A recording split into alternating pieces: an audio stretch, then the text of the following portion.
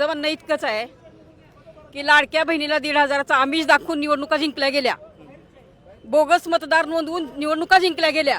पण आजची परिस्थिती ही आहे की केवायसीच्या नावाखाली आज जवळपास 70,000 जिल्ह्यातल्या महिलांची नावं कमी केलेली आहेत. पण माझा देवेंद्र फडणवीस सरकारला एक प्रश्न आहे. आज 1,500चं जे भीक नको पण कुत्रावर म्हणण्याची अवस्था आज झालेली आहे. त्याचं कारण असं, आज 1,500च्या माध्यमातून लाडक्या बहिणीच्या नावाखाली हजारो कोटीचं अर्थसहाय्य आज एका एका तालुक्याला दिलं जातंय. असं जिल्ह्याभरातून आज कितीतरी हजार कोटीचं आतापर्यंत वाटप झालेलं आहे.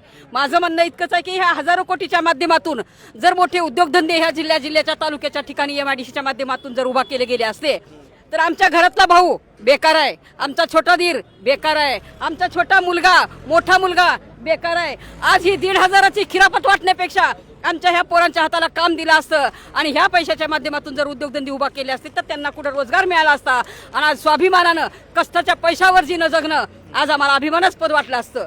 तर हे जे आहे आमचा ह्याला विरोध आहे. हे खोटं आमिष देणं बंद करा. तुमच्या घरातल्या पैशातून 1,500 वाटत नाहीत, शासनाच्या तिजोरीतून वाटताय ही पैसे.